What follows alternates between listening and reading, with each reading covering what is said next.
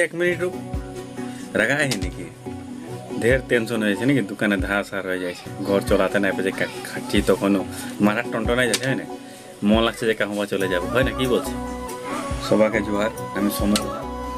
আজকে নতুন একটা ভিডিও লে করে আসছি আজকে আমরা মানে এতনা কষ্ট কি কারণে পাচ্ছি ওর বিষয় কারণে আজকে ভিডিও बनवा আছে প্রথম নম্বর বাত हमारे गाइड ठीक ठाक तो हमारे बाप ठीक ठाक तो हमारे आज के हम लोग दुख ये सब नहीं पाती पहले का माँ तो बाप बाप तोरा देखते पारे जो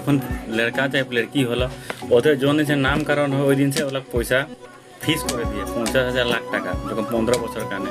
ओদের लाइफ टाका जो मैच्योर हो नल तो वही पैसा से जीवन पार हो जाए एकदम दुनिया से कोनो टेंशन नहीं के और हंधेर आदमी के लगे देखे भी लड़का बच्चा कैटा হবে কোনো হিসাবে নাই के 5টা হোক 7টা হোক मतलब নাই के मगर কোনো একটা ফ্যাসিলিটি তো জিন্দেগি নাই পাবে